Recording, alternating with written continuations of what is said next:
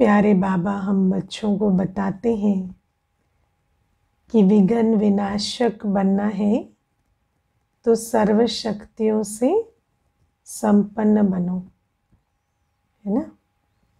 कई बार जब बच्चों को पूछते हैं ना कि स्वमान क्या रखा है, तो कहते मैं विघ्न विनाशक आत्मा हूँ, ये मेरा स्वमान है, बहुत अच्छा स्वमान है ये, है ना। तो जो भी आज तक इस स्वमान में स्थित नहीं हुए वो इस स्वमान का अभ्यास किया करें।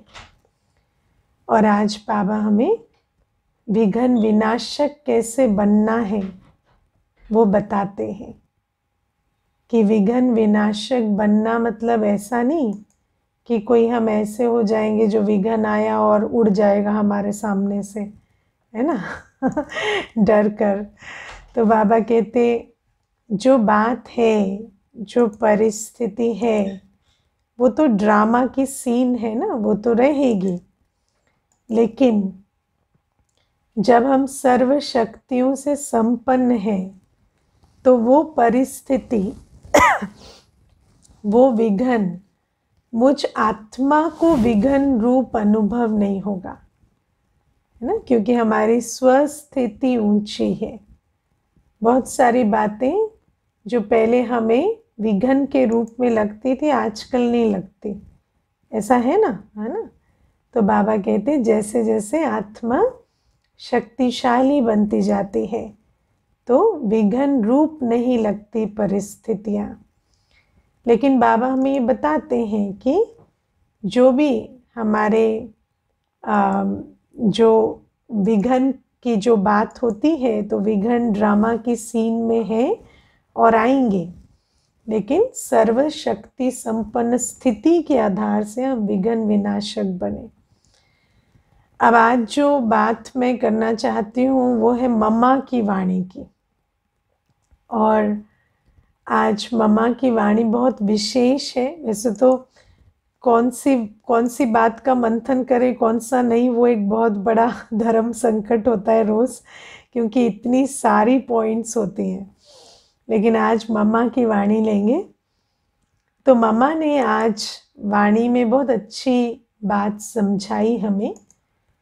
पहला कि दुनिया में समझते हैं कि दुख सुख दोनों परमात्मा देते हैं, और ये भी कहते हैं कि दुख को भी प्रभु प्रसाद की तरह अगर ग्रहण कर लो तो मीठा लगने लगेगा, है ना।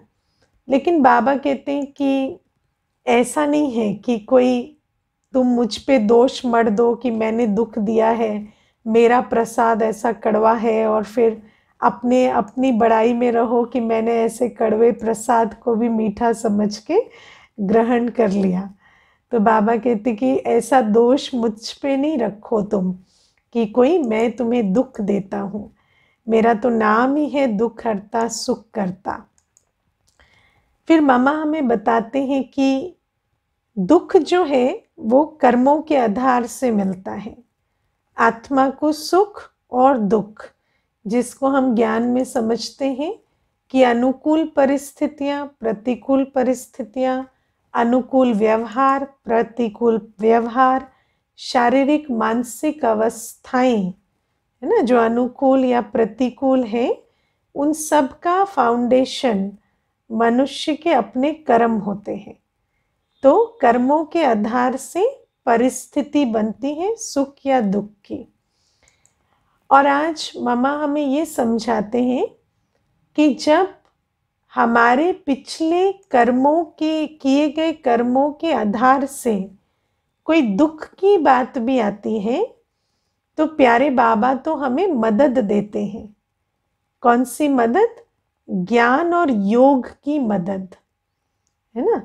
क्योंकि ज्ञान और योग की मदद से जब हम अपनी स्वस्थिति को शक्तिशाली बना लेते हैं तो उस दुख की बात को पार कर सकते हैं, ठीक है ना।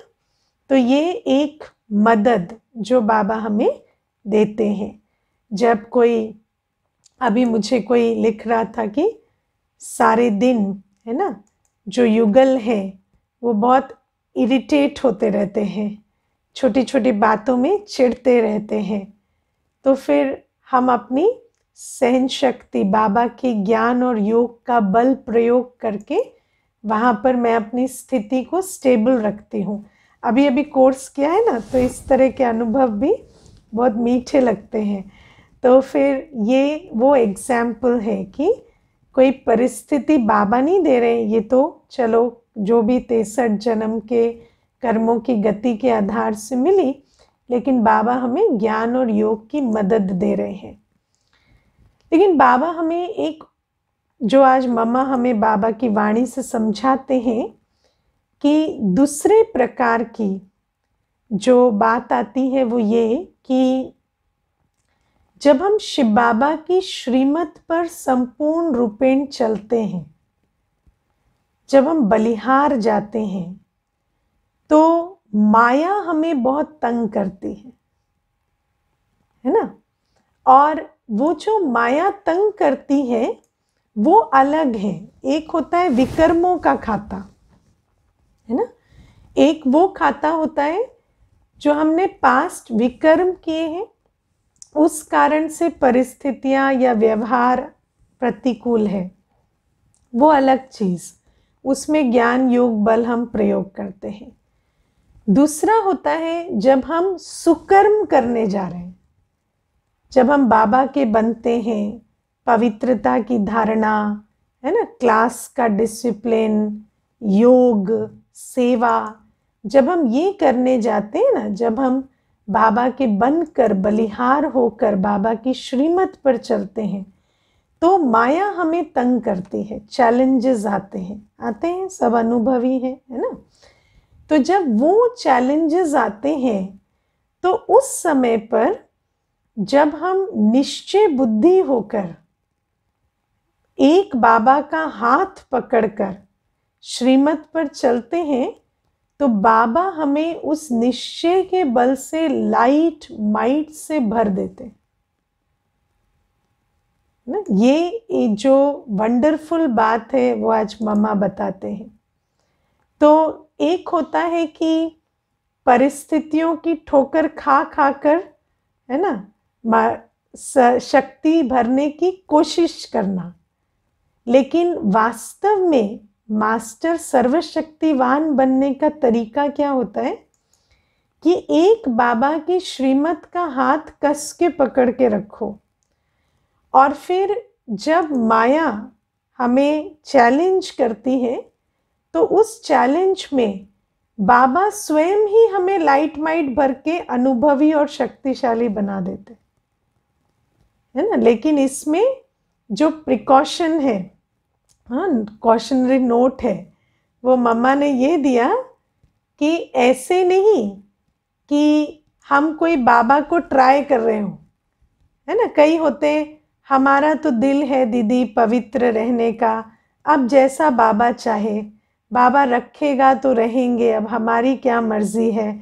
हमारा तो भोजन शुद्ध करने का दिल है, लेकिन जैसे बाबा सरकमस्टेंस दे वो नहीं।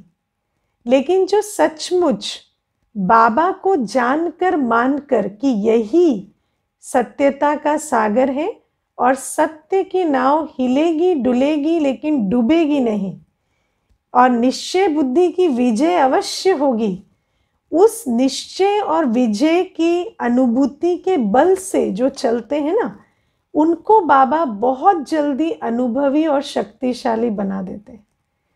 क्योंकि वो कोई ठोकर खाकर नहीं जीतते, ठोकर खाकर अनुभवी नहीं बनते, वो तो जैसे बाबा की श्रीमत पर चलने के लिए पक्का इरादा करते हैं और बाबा का हाथ कस के पकड़ते हैं, तो माया के विभिन्न रूपों से बाबा उनको परिचित भी करा देते हैं, विजयी भी बना देते हैं और अनुभवी भी बना देते हैं।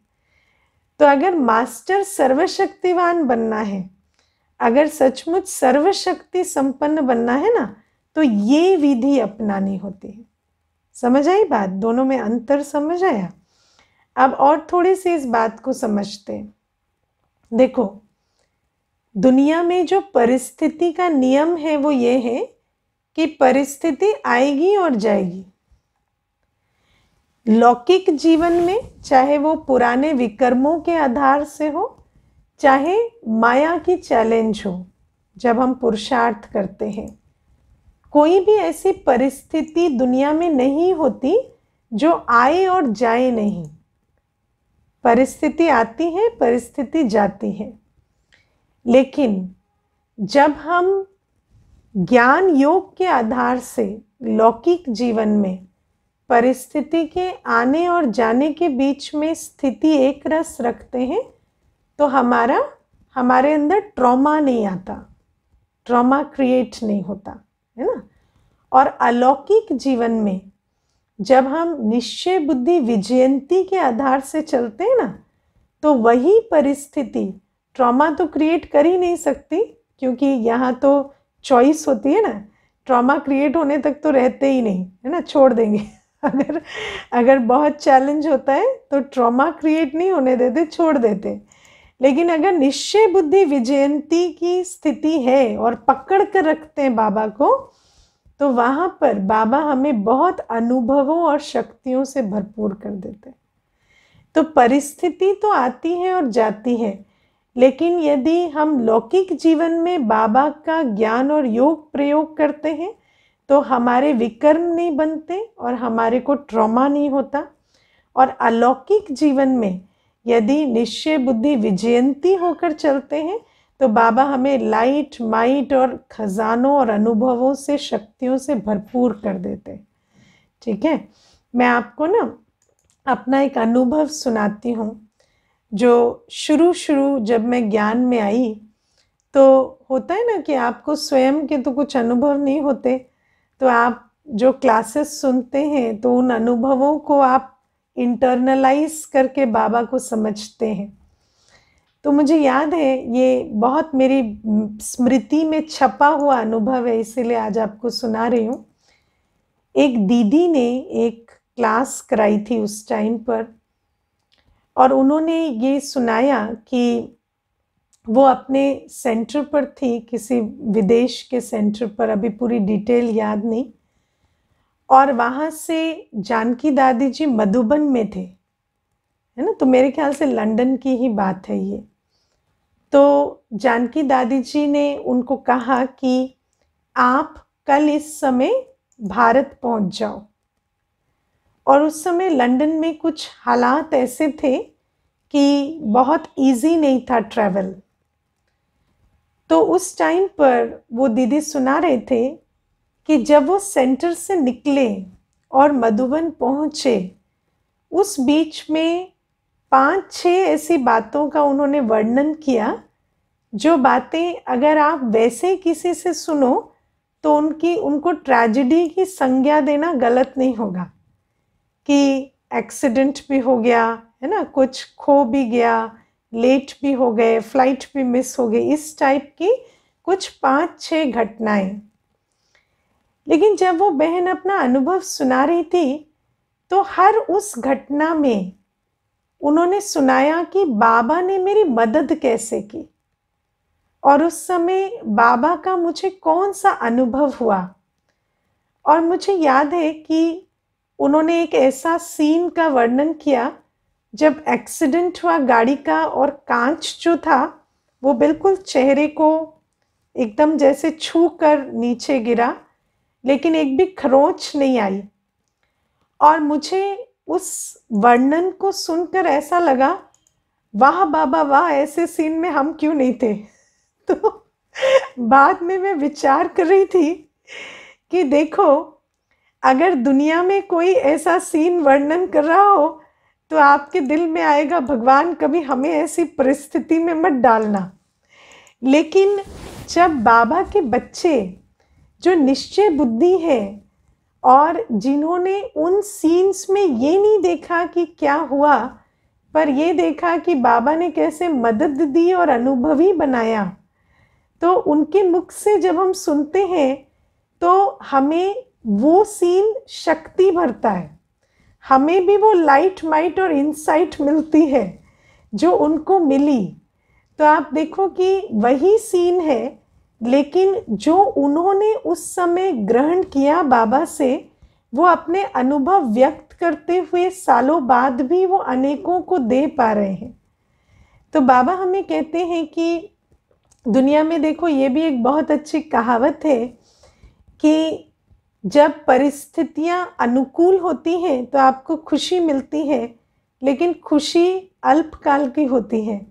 लेकिन जब परिस्थितियां प्रतिकूल होती हैं तो आपको शक्ति मिलती है, और शक्ति सदा काल की होती है ना। लेकिन ऐसा अगर ये सत्य है तो फिर दुनिया में जिन्होंने भी प्रतिकूल परिस्थितियां देखी उन सबको तो बहुत शक्तिशाली होना चाहिए, लेकिन ऐसा तो होता नहीं है ना। तो प्रतिकूल परिस्थिति आपको ट्रॉमा देगी या शक्ति देगी, वो तो आपकी बाप के साथ कैसा संबंध है उसके ऊपर डिपेंड करता है ना। तो बाबा हमें, और आज खास मम्मा हमें ये बात को हाईलाइट कराते हैं कि जिन बच्चों ने ऐसा निश्चय किया है कि अब आंधी आए तूफान आए जो आए हम तो बाबा के हो लिए, है ना, अब तो और कुछ पीछे हटना नहीं है। तो ऐसे बच्चों को फिर बाबा जो माया के चैलेंजेस आते हैं उसके बीच में इतने सुंदर अनुभव कराते हैं कि वो अनुभव जब अनेकों को सुनाते हैं तो उनके लिए भी वो यादगार बन जाते हैं। तो ये आज मास्टर सर्वशक्तिवान बनने की जो विधि मम्मा ने सुनाई उसको हम अटेंशन देंगे, और जब हम बाबा की श्रीमत पर चलते हैं, सेवा में रहते हैं, पवित्रता की धारणा में अटल रहते हैं, याद की यात्रा में निरंतर रहते हैं, पढ़ाई कभी हमारी मिस ना हो इसका अटेंशन रखते हैं, तो उस बीच में आने वाले माया के पेपर को जब हम पार करते हैं तो हमारी स्थिति कैसी हो जाती है, विघ्न विनाशक वाली। फिर हम ऐसे हो जाते हैं कि जीवन में कोई भी बात आती है ना, हम कहते हैं इससे तो बहुत बड़ा देखा है, ऐसी कोई बात नहीं है ना, ऐसा भी क्या हो गया, अब उस समय तो ऐसा हुआ था तब भी हम पास हो गए थे, है ना, तो क्या बड़ी बात है। मुझे याद है अभी कुछ समय पहले एक भाई है जिनको कोई ऐसे ज्ञान नहीं है, संपर्क में रहते हैं, तो मुझे मिले एक दिन, तो बोले कि आप लोगों का तो बहुत मुश्किल हो गई होगी जब लॉकडाउन हुआ और कोविड हुआ। तो मैंने उनको कहा कि नहीं ऐसी तो कोई मुश्किल नहीं हुई। तो बोले नहीं दीदी, सेंटर्स बंद हो गए तो मुश्किल तो हुई ही होगी, हर प्रकार की समस्या आई होगी। बेसिकली तो आर्थिक ही कह रहे थे कि हर प्रकार का चैलेंज आया होगा। तो मैंने उनको कहा नहीं नहीं, हमारी तो सेवाएं और बढ़ गई। उस टाइम पे लॉकडाउन में ऑनलाइन सेवा भी हुई ना, तो ऑनलाइन सेवा के कारण बहुत वृद्धि हुई और हमें तो बहुत अच्छा अवसर मिला, हमें तो पता ही नहीं था ऑनलाइन में इतनी सेवा हो सकती है। तो वो मुझे कहते अच्छा ऑनलाइन भी क्लास चलाने लगे आप लोग। तो मैंने कहा हाँ, हमें तो बाबा ने बहुत अनुभवी बनाया और बहुत शक्ति भरी, है ना। हमारे तो हम पहले 3 या 4 क्लास कराते थे, अब तो 7-8 क्लास भी दिन में कराने का अनुभव हो गया। तो फिर वो हमें कहते हैं कि ये आप लोगों का अच्छा है, मतलब हर परिस्थिति में आप लोगों से पूछो तो आप कुछ नया ही बताते हो, दुनिया के हिसाब से कुछ नया, है ना। तो बाबा हमें कहते हैं कि जो बच्चे पक्का निश्चय कर लेते हैं ना कि कुछ हो जाए सेवा तो करनी है, कुछ हो जाए पवित्र तो रहना ही है, कुछ हो जाए पढ़ाई मिस करनी ही नहीं है, तो बाबा भी अपनी लाइट माइट भरकर उस आत्मा को कुछ ना कुछ ऐसा करा देते हैं कि उनकी वो जो निश्चय है उसमें विजय ज़रूर उनको मिलती है। तो ये है मास्टर सर्वशक्तिवान बनने का फॉर्मूला, ठीक है, तो इसको याद रखना। और आज प्यारे बाबा हम बच्चों को कहते हैं कि हर बच्चे के दिल में ये उमंग होता है कि हम बाबा की प्रत्यक्षता का झंडा लहराएं, है ना, कि दुनिया में हर कोई जाने कि प्यारा बाबा परमधाम से आया है हमें वर्षा देने, है ना। अभी एक बहन है तो वो कहीं विदेश में है, तो वो अपने कुछ पैम्फलेट्स बना के कोर्स का जो इनविटेशन है वो लाइब्रेरीज़ में, घरों में, हर जगह जा जा के बांट रही है ना। क्योंकि दिल में देखो, हर बच्चे के दिल में तो ये होता है। मैं समझती हूँ इस क्लास में भी सभी जब भी कोर्स की अनाउंसमेंट होती है तो ज़रूर जितना करते हैं कि सेवा हर एक तक पहुँचे और हर एक बाबा के हर एक बच्चे को ये संदेश मिले कि भगवान धरा पर आया है और वो कोर्स कर कर पहचाने। तो बाबा कहते हैं कि बाबा के हर बच्चे के दिल में प्रत्यक्षता का झंडा लहराने का उमंग तो अवश्य होता है, लेकिन बाबा कहते हैं कि उसका एक इजी मेथड मैं तुम्हें बताता हूँ। वो है कि बाबा की प्रत्यक्षता का झंडा तुम्हारे दिल में सदा लहराता रहे। और उसका मतलब क्या है कि बाबा हमारे दिल में सदा प्रेजेंट हो, है ना। मेरा बाबा, मीठा बाबा, प्यारा बाबा, इनकी धारणा हमारे दिल में सदा हो। अब जब मेरा बाबा हो, मीठा बाबा, प्यारा बाबा जब ये दिल में होगा तो दिल में कितनी अधिकारीपन की और मिठास की और स्नेह की भावना होगी, है ना। और ऐसा जिस आत्मा के दिल में बाबा बैठा होगा उसको कितनी खुशी होगी। तो बाबा ने कहा ऐसी आत्मा के संकल्प, बोल और कर्म में क्या दिखाई देगा? खुशी ही खुशी, है ना। हर चीज में खुशी दिखाई देगी। और आपको पता है दुनिया में सबसे ज्यादा वैल्यूएबल किसको समझते हैं लोग आज? खुशी को, है ना। मैं आपको कई बार सुनाती हूँ ये बात और मुझे ये बात बहुत अच्छी लगती है कि जब मैं ज्ञान में शुरू में आई तो मुझे कोई कोर्स करने आए थे, मैं तब क्लास कराती थी। तो मुझे उन्होंने पूछा आप खुश रहते हैं? तो मैंने कहा हाँ। तो मुझे कहते हैं आप सदा खुश रहते हैं, हमेशा खुश? तो मैंने कहा नहीं, क्योंकि सदा खुश तो तब नहीं रहते थे। तो कहते हैं कभी कभी तो हम भी रहते हैं, फिर आपको भगवान मिला तो ऐसा क्या हो गया? तो उस दिन मुझे ये पहली बार पता चला कि खुश होना बड़ी बात नहीं है, लेकिन सदा खुश होना बहुत बड़ी चीज़ है।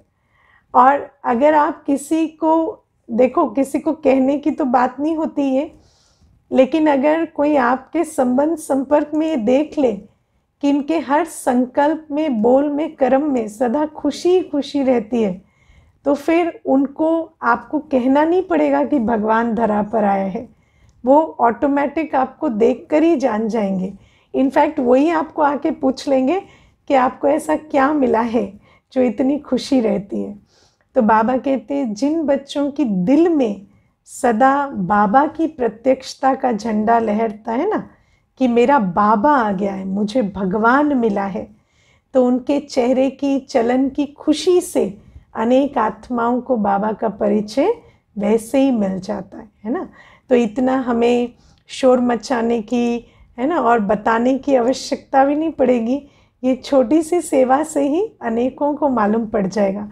लेकिन इसका मतलब ये नहीं है पैम्फलेट मत बांटना, है ना, क्योंकि पता चला ये भी नहीं हो रहा है, वो भी नहीं हो रहा है, क्योंकि दीदी ने कहा था अभी खुशी से ही सेवा करना, है ना। तो खुश होके पैम्फलेट भी दो, खुश होके मैसेज भी फॉरवर्ड करो, इनविटेशन भी दो, लेकिन खुशी के एडिशन ज़रूर करो, है ना। क्योंकि जो हमारे ट्रेडिशनल मेथड्स हैं वो तो हम अपनाते ही हैं, लेकिन बाबा हमें कहते हैं कि सचमुच जो खुशी के एडिशन है वो करने से जैसे हमारी बात की ऑथेंटिसिटी हो जाती है ना। आप किसी को कहते भी हैं तो वो मानते हैं कि हाँ सचमुच ये प्राप्ति स्वरूप आत्मा है जो कह रही है कि प्राप्ति कराने वाला बाबा आया है। तो ये आज बाबा कहते हैं। और प्यारे बाबा आज हम बच्चों को कहते हैं कि दुनिया में सभी मुझे उलहना देते हैं, है ना। आप देखो आज आप किसी भी मनुष्य से बात करो, कुछ देर की बात के बाद वो यही कहता है क्या भगवान देख नहीं रहा है कि दुनिया में क्या हो रहा है, या क्यों हमारे लिए भगवान आते नहीं, या इस तरह की परिस्थितियों में भी भगवान क्यों हमारे को दुख से सुख में नहीं लेकर जाते। जब उनका नाम सद्गति दाता है, दुख हरता, सुख करता है, तो वो अपना काम क्यों नहीं करते, है ना।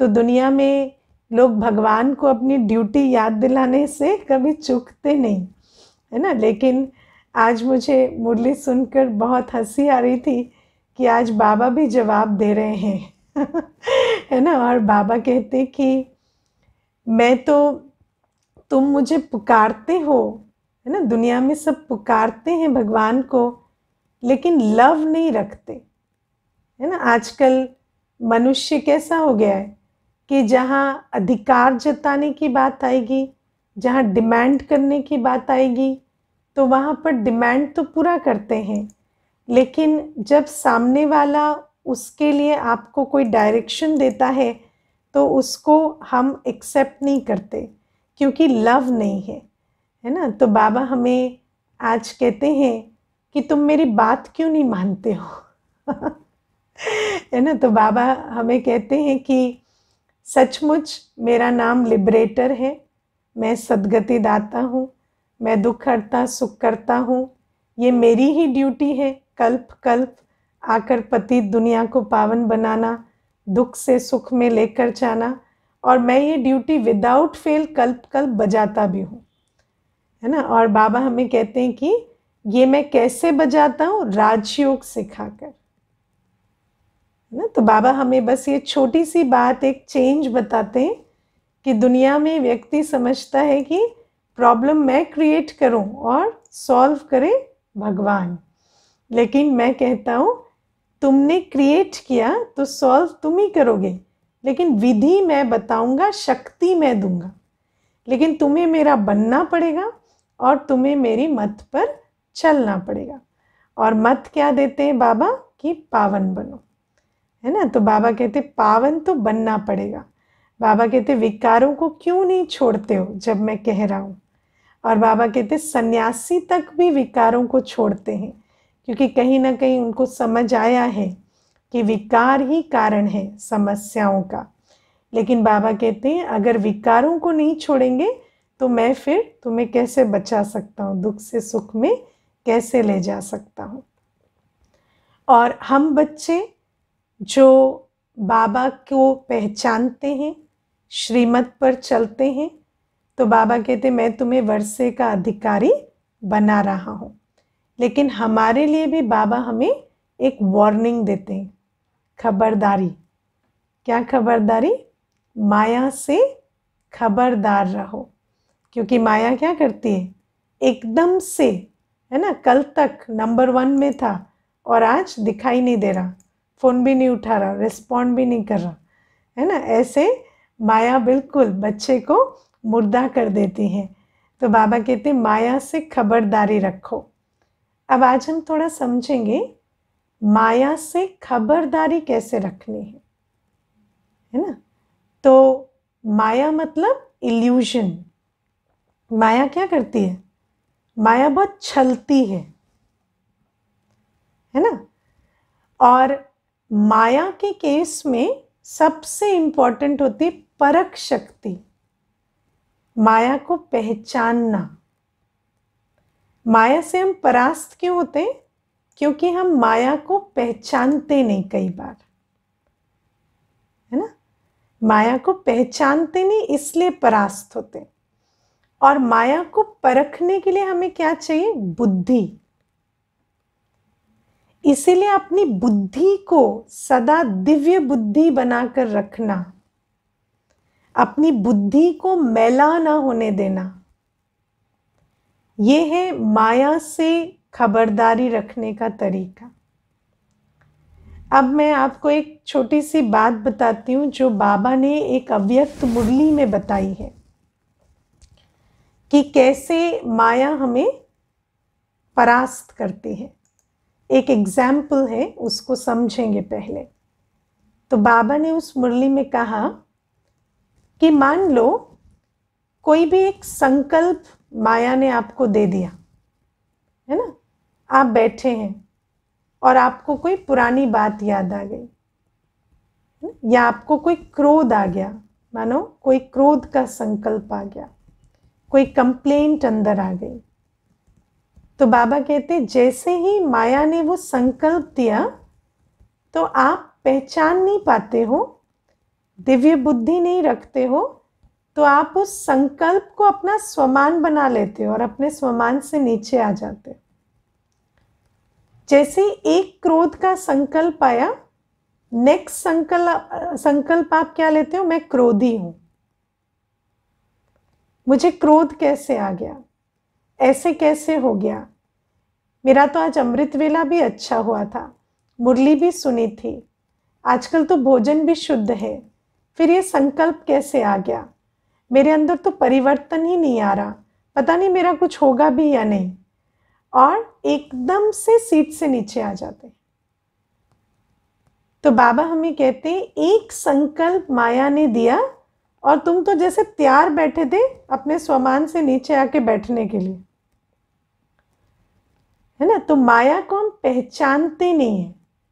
अच्छा मुझे एक बात बताओ, 63 जन्मों से हाँ विकारों में गोते खा रहे थे, और आज एक संकल्प ईगो को हर्ट कर जाता है। ईगो है ना ये, है ना। तो बाबा कहते हैं, तुम जैसे बाबा ने हमें इतने विकर्मों के बाद आकर क्या किया, कहा मेरे मीठे बच्चे। तो अगर एक संकल्प आ भी गया तो उसके बाद अपने आप को स्वमान में स्थित करो, मैं शांत आत्मा हूं, शांति के सागर की संतान हूं। एक संकल्प आ गया, उसको हटाओ। तो बाबा कहते हैं, इस प्रकार से हम माया को कई बार पहचानते नहीं। माया का रूप छोटा होता है और हम उसको स्वयं ही अपने संकल्पों से बड़ा कर देते। ये एक एग्जाम्पल दिया। तो बाबा कहते बुद्धि को बहुत अच्छी स्थिति में रखना पड़ेगा, स्वमान से भरपूर, बाबा की याद से भरपूर। और उसके लिए ये जो बुद्धि जिस चीज से प्रभावित होती है ना, बुद्धि किस किस चीज से प्रभावित होती है, हम किसको याद कर रहे हैं, हमारी इंद्रियों से क्या जा रहा है अंदर, जो हम देख रहे हैं, जो हम सुन रहे हैं, जो हम खा रहे हैं, संग दोष, अन्न दोष, ये सब बुद्धि को विकृत करता है। तो बाबा कहते हैं, जब तुम्हें खबरदार रहने को कहा जाता है तो तुम अपनी संभाल करो, ना संग दोष में आओ, ना अन्न दोष में आओ, ना कुछ ऐसा देखना है, सुनना है जो मनुष्य मत पर आधारित है, ना ही देहधारी को याद करना है। आप कभी देखते हो दुनिया में जो मनुष्यों की रचना है, कोई डॉक्यूमेंट्री है, कोई न्यूज़ है, जैसे ही आप उसको देखते हो आपको ड्रामा भूल जाता है, आपको आत्मा का ज्ञान भूल जाता है, आपको हर एक का पार्ट अलग है भूल जाता है। आपको यही याद रहता है ये गलत है, वो सही है, ये पाप कर रहे हैं, वो विक्टिम है, वो ऐसा कर रहे हैं, उनके ऊपर अत्याचार हो रहा है। तो बाबा हमें कहते हैं जो संग दोष है, मनुष्य मत का संग, मनुष्य मत से बनी रचना का संग, दुनिया की न्यूज़, दुनिया का समाचार नहीं सुनना है। जो बाबा हमें सत्य समाचार सुनाते हैं ना, उसी को बुद्धि में बार बार उगारना है। आज बाबा ने कहा ना, मैं तुम्हें सत्य समाचार सुनाता हूँ। तो दुनिया का समाचार हमें सुनना देखना नहीं है, उन बातों को हमें बुद्धि में नहीं उगारना है, ना ही हमें कोई ऐसा अशुद्ध भोजन खाना है। और हमें अपनी बुद्धि में बहुत क्लैरिटी रखनी है अपने पूरे 84 जन्मों की। जो भी विकार है वो अंदर है, लेकिन अब उनसे ऊपर उठना है, अब स्वमान के बल से, बाबा की याद के बल से ऊपर उठना है। और बाबा आज हमें कहते हैं कि मैं तुम्हें अपने मददगार बच्चों के रूप में देखता हूँ, है ना। तो बाबा कहते हैं तुम खबरदार रहो माया से, क्योंकि तुम्हारा जीना, तुम्हारा लायक बनना बहुत आवश्यक है। आप सोचो बाबा एक एक बच्चे पर कितना इन्वेस्टमेंट करते हैं, कितनी पालना, कितनी पढ़ाई एक एक बच्चे की कराते हैं। क्यों कराते हैं? ताकि वो बच्चा धीरे धीरे राइट हैंड बने और वो बच्चा ईश्वरीय कार्य को आगे बढ़ाए, लायक बन, अनेकों को लायक बनाए, योगी सहयोगी बने। लेकिन अगर वो बच्चा इतनी पालना लेकर अपनी लापरवाही से मर जाए है ना, ईश्वरीय जन्म से खत्म हो जाए, खबरदारी ना रखे, अटेंशन ना रखे, तो फिर बाबा ऐसे बच्चे को उलहना देते हैं, है ना, कि तुम्हें इतनी पालना दी और तुमने इतना भी अपना ध्यान नहीं रखा। तो अपनी बुद्धि को स्वच्छ रखना, अपनी बुद्धि को दिव्य रखना, अपनी बुद्धि को ऐसा बनाना कि हम माया के वार से बच सके, पहचान कर, है ना, ना आकर्षण में फंसे ना विकर्षण में फंसे। ऐसे हम बने कि हम बाबा को सदा याद रख, श्रीमत पर चलते रहें। ऐसे जो बच्चे बनते हैं, बाबा कहते वही लायक बन कल मेरे मददगार बनते हैं। और ऐसे बच्चों की बाबा को बहुत आवश्यकता है। बाबा को राइट हैंड बच्चे चाहिए। दुनिया में प्रजा बहुत बनेगी, लेकिन उन प्रजा को बनाने के लिए, पालना करने के लिए बहुत कम राजा चाहिए है ना। तो वो राजा बनने वाले भी तो चाहिए ना, जो इतनों की पालना करे और इतनी संभाल करे। तो बाबा कहते हैं मैं ऐसे राइट हैंड बच्चों की खोज में रहता हूँ। और बाबा आज हमें कहते हैं कि दुनिया में सन्यास धर्म तक में भी, है ना, ये नहीं समझते कि कोई ऐसी दुनिया थी जहाँ सदा सुख था। दुनिया में कोई रियली नहीं समझते कि ऐसा स्वर्ग था। आप किसी को भी स्वर्ग का चित्र दिखाओ और बोलो ये दुनिया थी, वो कहेगा क्या मजाक कर रहे हो, है ना क्यों? क्योंकि दुनिया में कोई नहीं समझते कि ये दुनिया कभी थी भी। और बाबा कहते हैं मैं तो तुम्हें ऐसी दुनिया के लायक बना रहा हूँ जिस दुनिया की कल्पना मात्र भी मनुष्य नहीं करता ना। मैं तुम्हें बता रहा हूँ कि ऐसी दुनिया थी और कल्प कल्प मैं ही तुम्हें ऐसी दुनिया का वारिस बनाता हूँ।